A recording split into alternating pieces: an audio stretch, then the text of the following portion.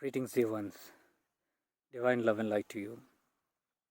Of late, I have been contemplating and reflecting on my life, my shadow aspects, my darker aspects, the aspect that remains submerged deep in the subconscious layers. And as I do it on myself, I see a lot of reflection in the human consciousness, also collective consciousness, also, which I just thought I'll share it today while I take my evening walk today. Today, I'm not in the mood of singing, so I thought, let me share something. What comes to my mind, what are my reflections, and how it can reflect in your life also, and life in general that I'm talking about. So, all that I'm seeing is in this life journey, in this earthly journey that we have, the maximum thing that we have is our relationships. Obviously, we have so many relationships, and that's how we make up our lives. Our lives are made up of relationships. Without relationship, the life is almost null and empty and void. So to give meaning, or perhaps that's how the karma work, to keep life going throughout all the births, we sign up contracts. These are presumably called contracts. Contracts is when you sign up with another human being for a give and take kind of relationship, and the contracts begin far beyond before your birth. So it's like after death and in between lives, you are actually deciding the contracts that you will have with other human beings, and these contracts result into relationships of father, mother, child, grandchild, uncle, auntie, spouse, etc., including the animal kingdom and the plant kingdom. They are very light, but more we have, majorly we have the human contracts. Interestingly, what happens in the human contracts are karmic based. Of course, there is some give and take, and we sign up for that accordingly to enjoy, to receive, or to give that kind of karmic debt we have with that person, and that's how life goes on. But what I am trying to again reflect and talk about is the contracts that we again sign up with new relationships on the earth as a result of our old relationships, and everything stems up from the old stuff only, and this includes the relationship that the new contracts that we sign with the old contracts. I mean, if you are born into a certain family, or if you are born to be destined to be somebody's husband or wife or child or parent, then if the issues are not sorted out, you sign up new contracts. And most of the time, interestingly, we understand contract, which is karmic debts, but interestingly, again, we do not understand most of our contracts, because most of our contracts are subconscious. We are not even aware of these contracts. So I'll just briefly mention to you how these contracts keep us glued. These subconscious contracts are something that we sign up with our near and dear ones, with expectations, and to fulfill our own selfish needs. Because every soul that comes on earth comes with a selfish purpose to resolve all issues and complete and get out of the cycle. It wants to attain satisfaction and peace and contentment by fulfilling those contracts. And in the pursuit, what it does, it only thinks most of the time about itself. That is what is conditional relationships. And obviously, unconditional relationships or unconditional love, we are not going to talk about it, because it's not a casual thing. It's something for highly mature and highly developed persons or individual souls that do understand, and that are done with most of their karma, and they do understand the play of consciousness, and they operate from a different level of neutrality. I often speak of neutrality, neither plus or minus, neither good or bad. It's neutral in the center. So it's a non-reactive kind of or non-reactive means it includes non-expectation. There is no expectations also, and when there is no expectation, there are no conditions. When there are no conditions, it has to be unconditional. This is very rare, easy to speak about, but very, very difficult to fulfill. So I believe unconditional love is something not that we can just train ourselves in unconditional. It's not possible until those karmic debts get settled down, and until we learn how to be neutral, and until we train to look deep beyond our unconscious acts and thoughts. So that means we need to penetrate the subconscious, we need to be fully aware of what we are up to. Only then this can be seen, and only if it is seen can something be done about it also. So I'm talking about these relationships. For example, if you are born into a family, let's say a parent child, normally the parent has chosen a child out of some selfish interest. I'm going to be direct here, okay, no mincing words. Every parent, in that term, if you see, again I'm talking about deep subconscious conditioning. Every parent actually desires for a child for a selfish need. They want to attain something out of that extra child or extra being that is going to come into their family or be born through them. There is a certain expectation out of the child, 101% without fail.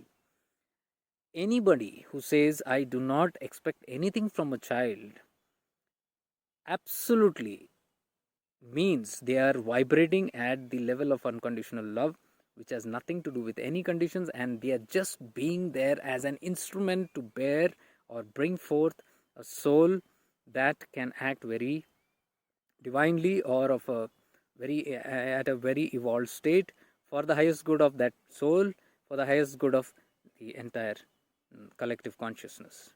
Very rare can parents be like that until they are saintly and beyond saintly also, I would say. Because it is beyond gunas, there are no gunas, and saintly also means there can be gunas, but I'm talking about a state where absolutely no gunas, because gunas are what, or the attributes are what actually makes one desire something for themselves. So the parent actually signs up for the contract the moment they have this desire. At an invisible level, the contract goes out, reverberates into the universe, and those people who are ready to sign up that contract out of their own karma, because they have similar kind of karma now to give or take, they are also vibrating and waiting for that opportunity. And when the frequencies match, and a contract is signed, so contract is signed means both mutually at a soul level agree that we will come and play this particular game so that I benefit. Both are saying I benefit. The child is saying I benefit, parent is saying I benefit. So mutual interests. The contract is signed, and once it is signed, the story begins. Then we all know the physicalities: pregnancy, childbirth, and then all the drama begins. I am again talking deeper. If we are aware, if the parent is aware after birth, what's happening, and if they keep a close watch, they will understand that the selfish motive was there before and now it's continued. And if no awareness is given on this, no light is being shed upon this ignorance, then this contract only deepens, and it can create more further strong contracts with that same soul or the souls besides that one. I mean to say, another child or another relationship that we have. So there is an expectation out of the child, and when the child is born, if you observe very carefully, this is what I've been doing. I've been reflecting and observing how the parent actually all the time lives in some kind of expectation. Let's say, for example, the parent has some unfulfilled desire to become a musician, to become a sports star, to become an athlete, to become a star, to become something, and that desire was never fulfilled due to the unfinished contracts with their own parents. They have they have been actually victimized into that relationship with the contract that they had with their parents, and their parents were trying to seek something similar they couldn't get, or something of similar happened, and then they remained unfulfilled. And now when their desire is unfulfilled, they are looking for manifesting that dream or desire in their child. So now they impose their dreams and desires on that child, and the entire life journey of theirs as a parent becomes in living up to see that dream in this human being, which they called as my dear child. So the drama continues from there, and you can see at every step right after birth, till the end of that relationship, in whatever way, you will see the expectations are higher and higher and higher, and they are quite invisible. Now, I am trying to talk to you about the invisible dramas that happen in our life, which we call as all the episodes of our life, the dramas in our life, the good, bad, ugly that happens in our life.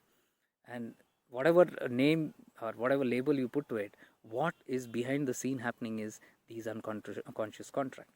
Like, for example, if the parent is looking for fulfilling their own dream, let's say of a sports star, or let's say of a dancer, I wanted to become a dancer. You can see in many of these live shows, real reality shows. I don't think they are reality, but still they call them reality shows. You can see where the parent is so happy, and most of the children who come there and perform, they are in tears. Most of the time you see emotional drama takes place, they get into tears, they are so emotional, they get sentimental about saying how this dream was their parents' dream, and I'm fulfilling that dream. And the parent on the other side is very happy and very emotional, very senti, and they are also happy that somebody is fulfilling their dream. So in reality, the child is not living their own life, but they have been bound by this enslaved contract that they have to fulfill now with this parent. Perhaps that's their karma. Perhaps that's how they pay their debts. But what I'm trying to say is to be observant, to be aware, and watch all this. If you're a parent, watch it. If you're a child, watch it, and you'll see alarming, overwhelming things happening in your life which you are now aware of. So when you become aware, you don't actually get into retaliation mode, or you don't get reactive, and you don't create problems, because that's not a person who is in awareness. Those who have developed awareness will be able to see still through all these things and take good measures to cut out of the drama. It's very difficult, I'm telling you, my dear ones. It's so difficult, so difficult to get out of this drama, because most of the time it is so unconscious, and because it's unconscious, there is so much high chances of non-cooperation from the parent and from the child. Mostly it is the child who's at stake, because the child is not in a decisive mode. They are completely dependent on the parents, so they have no other options than to listen to the parents. So everything, all the hankering, all the threatenings, all the even so-called good, the punishments, the rewards that the parents give, you can see it is out of expectation. I will reward you, I will give you something, I will give you a chocolate, I will buy you a bicycle if you perform good in your exam. Why? Because the exam is not important to the child, but to the parent. Because why? There might be multiple reasons. Exam to flourish in their education, which perhaps they did not do. Now they have learned it's very hard, so now they want the child to do. It's an expectation that they have out of the child for their own purpose, selfish purpose. Or it could be something like they have they are looking for this child to fulfill their dream as perhaps a dancer or something, or a sportsman, because, or let's say an officer at a very high level, or a government kind of a job. Why? Because they find security in that job, they find security in the business, they find security in that profession, which they have done their own homework and research, and now they want to impose it on the child. Why impose it on the child? For their child's betterment is the statement, conscious statement, because that's the conditional statements. That's what the whole belief system is about. You just speak, then actually be aware of what you're speaking. So if you're being aware of what you're speaking, you'll see that this is not the case. You'll see that there is an expectation of the person, the child, having a good profession, because that profession will make you secure, is what the parent says. It will make you secure. It will build up your career. It will make you strong. It will, give you comforts. It will give you joy. It will give you happiness. It will give you so and so. But in reality, if you see, it will give me, because that's the contract you're getting the child. And for the child to get to that level of expectation, the parent contributes to it, contributes their wealth, their time, their energy, and then they call it love. I'm not condemning on all these things, okay? You've got to be very, very, very, very deeply aware of all these things. Then, otherwise, you'll get reactive to what I'm saying, because these are very, very, what do you call, trigger causing thoughts and truths. They can trigger you. So, I would always suggest, we are not doing this to condemn or anything. We are just looking at life more in deep awareness of what's happening subconsciously. So, the parent signs up with the child for so many contracts now, and it begins right from their nursery going days till the time they are doing their MBBS or engineering or whatever. And the expectation is always high. And now you can see the child being pressurized, the child understanding how difficult it is. Because if the child has some other dreams, you can see how contradictory it can be to the contract. It's very challenging for the child to get out of that situation, especially if the parent is pressing upon getting that because of the belief that the parent is going to get something out of it. And you can see all the challenges that happen again. And for example, if the child does not obey the parent and chooses to do something that the child likes, immediately what happens is the parent feels betrayed. You know what is betrayal? Betrayal is cutting off, breaking a contract. When a contract breaks, what happens? There's betrayal. There's lack of loyalty in that anymore. There's no integrity, you say. And then what happens? You want to fire that person, or you want to threaten that person, or you want to do whatever to punish that person. So all our behaviors, you can see, are so subconscious. If the child has flunked in the exam because the child wants to do something else, and the parents is furious because now it's not happening according to them. So the punishments can be anything. It's not a direct talk. It's maybe I don't talk to you. Maybe what you are supposed to get, I don't give you. Maybe I don't give you the attention. Maybe I don't give you love. I deprive you of love. I deprive you of attention. And then the drama continues. If the child has been growing in such kind of an atmosphere, what will happen is, and if it has been feeling very vulnerable, if it feels vulnerable, what happens is it cannot afford to lose the support of the parent, and thus it falls into the prey, and then it tries to please the parents. And when it tries to please the parent, it is not out of their deep heart, from the heart.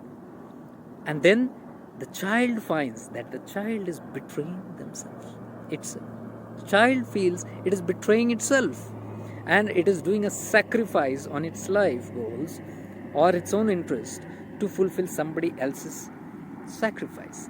These are very deep, but in the fights or in the conflicts that happens, mostly all these things are not talked about. It might go a little physical. It might go like, okay, you don't care for me, I don't care for you, and all that stuff, drama. But eventually you'll see either one of them falling prey to what the other has to get out of the other person, and the drama continues. So repeatedly when this happens, this is called abuse. This is called narcissistic behavior, where the narcissistic behavior begins or strengthens the narcissistic attitude of strengthening or threatening someone, or in simple words, emotional blackmail, manipulation. It's called manipulation, subconscious manipulation. So many things are done to get the child on track, maybe even to self-inflicting behavior. The parent might self-inflict harm, might not eat food, might abandon themselves, might not look after themselves, might manifest an illness for themselves, might do anything drastic so as to make the other believe that there is no escape and the other can fall for it. Fall for it or not for it, I'm not here to discuss whether what is right, or I'm just opening up certain areas, arenas for us to see, because this is what I'm seeing very closely when I've been observing things in me and around me and in life in general, everywhere. So, with this kind of a pattern, the child grows up. And then what happens is, unfortunately, because this is the way the child has known life to be, and this is the way the child understands what love is, what responsibility is, what life is all about, and then it imposes the same on the life around it, with the friends, with the society, with the colleagues, with anyone that, or with the relationships that the child develops. Every relationship it is looking for something for its own, and the subconscious training that it has received, it imposes now on the other, and it continues. The feeling of victimization comes from here, being victimized in the family, and now I victimize somebody else in order to fulfill that gap. Are you seeing it? So it's all about filling our own needs. The child is feeling deprived of something from the parents. Now there is a void inside, and that void has to be filled up. So what the child will do, it will play the same tactics out into the world and attract such kind of people into the life, and then play the drama and try now to manipulate others, control others, or depend so much on others that it has to get into such kind of manipulations. And then, of course, the drama continues. It is done unto others, and the whole life is lived in this manner until the person becomes aware. And only when a person becomes aware can he or she break off from this cycle. So it's a very sad kind of an event, actually, if you look into. But when I was doing my deep healing, I have not even touched the bottoms. Even at the superficial level, I can see these things happening. And life is opening up. Because when you are in awareness, life is bluntly truthful to you. What's happening? There's no games played, there's no camouflages. It just reveals itself to you. I see that once people develop this kind of a void, then how they unfortunately put it out into the world. Their life becomes all about signing up contracts with new people again and again and again and again.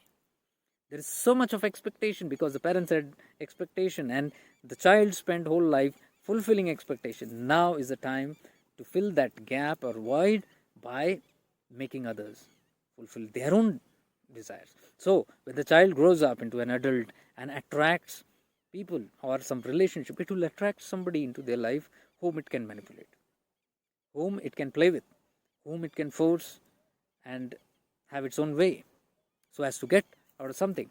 All the behaviors, if you see, all the behaviors will be linked to this condition. For example, if this child who has grown into an adult might want to gift somebody something, they will gift somebody something, and they say, I love you, so I'm gifting you this, don't worry about anything. I love to give you gifts. But deeply, there is a contract that is being put forth to the gift receiver that once you sign this contract, you owe me. So unconsciously, if the other person signs up the contract by accepting the gift and says, oh wow, you have been so kind and so nice and generous, now the entitlement goes to the giver as to I have given something. Now you are bound by it. Now you got to have a payback. I won't ask, I won't talk about it, nor even dangerously. I'm even aware of such things. Consciously also I am not know. Something within me is making me do this. But what is happening deeply churning inside is this. So now I have put up a contract with somebody and that person accept the gifts, and then I am nurturing the person. I am being extra kind to that person, doing everything for that person, and then probably that other person, because they have signed up for this contract, consciously they feel imbibed, they feel indebted, and so Maybe they don't like some certain aspects of this person who's the giver, but they can't say anything, their mom, because now they are indebted. They have debits now. And as a debt, what that person can do is remain silent or act cool or act nice in front, and then do something behind, because that is not what that person genuinely feels about this person. So he might actually go and talk something to somebody else. He might not say it on face, but to somebody else. And this person, when they come to know, okay, that person has said this about me, I feel betrayed, disloyal, my friend is not right. Now the question, and now the big talks of, oh, how dare somebody do this to me when I have done so much for that person? And then I won't stop blabbering about, look, all that I've done. I did this, I did that, I did this, I did that. See, the interesting thing is, consciously when you're doing it, you won't recognize it. You won't calculate or tally it. But when things go wrong, automatically you'll start tallying it and say, I did this, I did this, I did this. And look what this person has done. And then we go into that mode of saying that how much ever I do for people, they don't give me. I don't get back. They betray me. How much ever I do for people, they don't love me. How much ever I do for people, they stab me behind my back. Have you noticed this kind of patterns in your life or around your life? It is this. It is the conditional love with which the person consciously said, this is my unconditional love. Or this is because I love you. And it has no conditions. It is very pure. I just love you. I want your goodness. I want something good to happen out of you. So I'm trying to help you. I'm trying to do something for you. But deep within is this void that it is seeking that other person to fulfill. And this shows up when such things happen, when the betrayal happens. Betrayal is bound to happen because there has been a manipulation that has happened, and it's not in the rightful integrity. It's not integrity. It's not right. It's not taken place on the pure intention. So obviously, the attraction of the person also is a wrong person. So then the blame game begins, then the victimization begins, either self or the other. And then this person feels remorse because he has taken some debt from him. Now he feels he has to complete it, and he feels enslaved by that. He or she feels enslaved because once somebody is treating you very extra nice, very beautifully, doing all the things for you, what will happen is you inside subconsciously get connected and feel indebted. Now you got to pay back. See, the deeper thing that I'm trying to tell you, the giver already knows subconsciously that if I give, this person will have to give back. This person will somehow sense that they have to give back. And that giving back, which is going to happen, is the enslavement that is happening. And this is the subconscious deep contract, subtle contract that is being signed. And both of them subconsciously know about this. Consciously, they might not speak about it. Consciously, all the drama takes place. Oh, this happened, that happened, you did this, you did that. Subconsciously, all these things are hidden.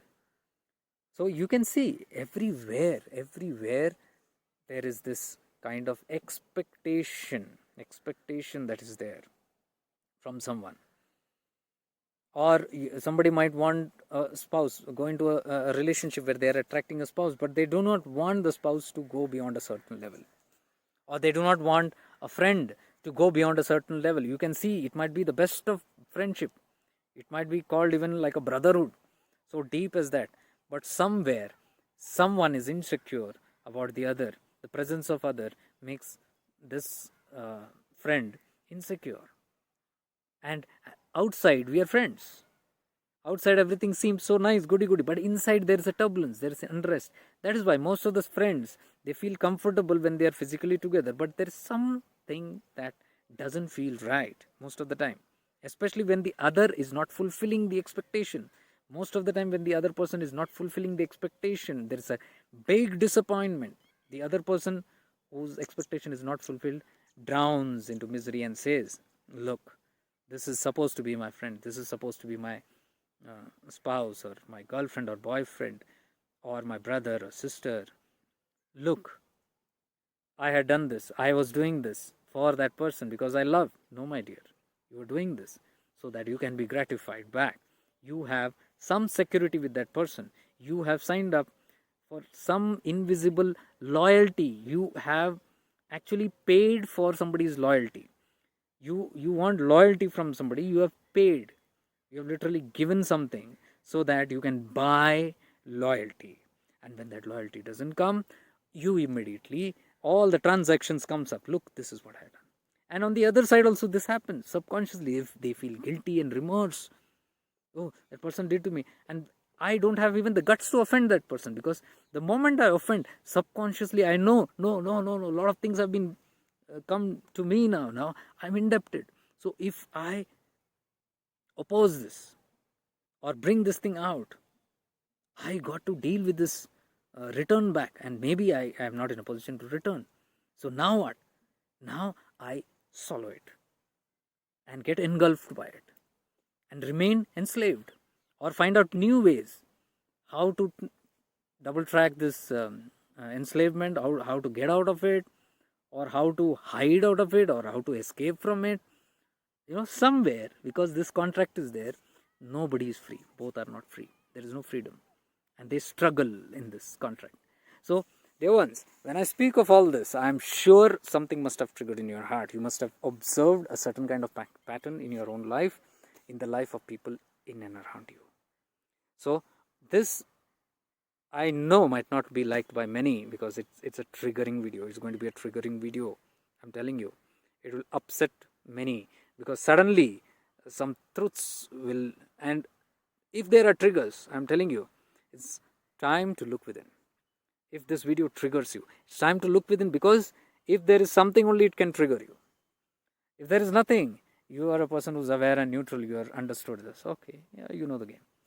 But if things are triggering you, then it's time that you dig deep into it. Dig deep only if you need.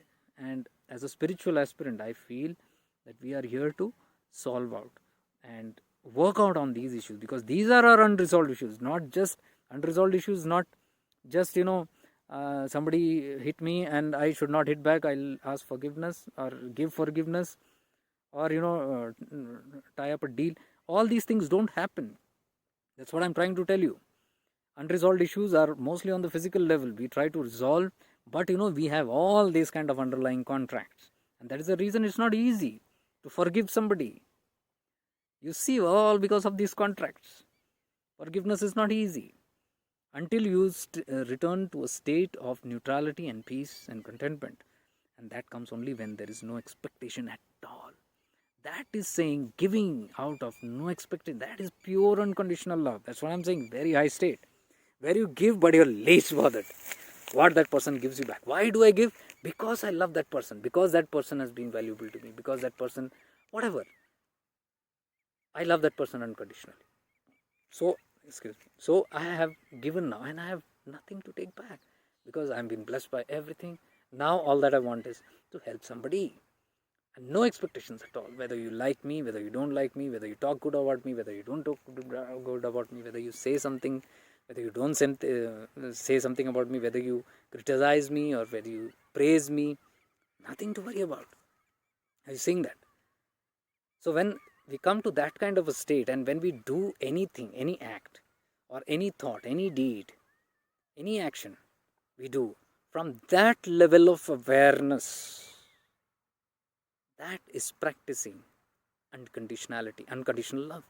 There is no conditions attached. It's very difficult, but I would suggest that when we do anything for others, or when we are into the mode of selfless service, this has to be brought into the forefront through awareness and seen.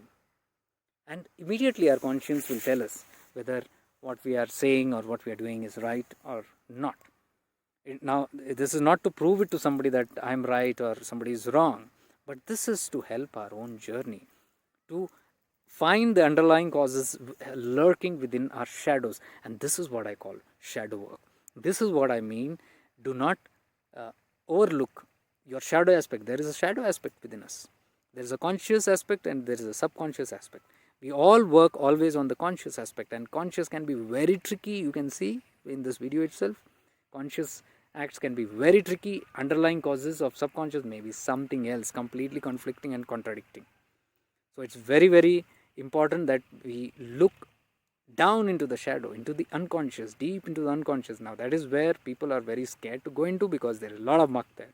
But I'm telling you, until this work is done, shadow work is done, and until we expose ourselves, until we expose our real intentions and what we are really up to, we cannot have courage. We must have the courage to expose ourselves, not in front of people, to ourselves. That is what I call shadow work. That is what I call inner work. That is what I call spiritual work. When I'm actually contemplating, and it's all about me and me and me. That's all. It's nothing to do about others. I'm constantly, through my awareness, working on these things and working continuously. And I'm telling you, dear ones, I have been tired like anything. I've been just tired. And it's so tiring and it's so painful. I'm telling you, it's very, very painful. Most of the things will not come into terms very easily. I am still battling through some of these, but I am overwhelmed looking at, oh my God, how powerful these things are and how deeply hidden can these things be. So I thought, okay, let me just speak about these things with the hope that it help you in your journey in becoming more aware of all these things. Again, this is not for creating more conflicts. This has to be done through a lot of awareness, so that you look into every contract that you have in life without being reactive. I mean, when you expose yourself, when life exposes you or exposes somebody else's intention, there is no point in going and fighting with them, because in doing that, that's not a spiritual work. That's not a spiritually mature being. You actually complicate. You have complicated that shadow muck. So we are here to resolve those issues. And how do we resolve? With maturity. By looking into this, by studying, by feeling it, by understanding it, by going through the pains, by stumbling, by falling, by looking and gaining up confidence to get up again and work on it. This will help. And this is what I mean by shadow work.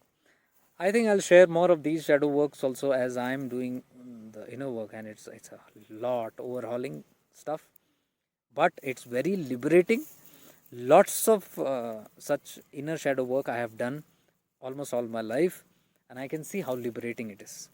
Most of the things I've dealt with, but there are, as I keep on working, I see there's so much, and most goes back to childhood days.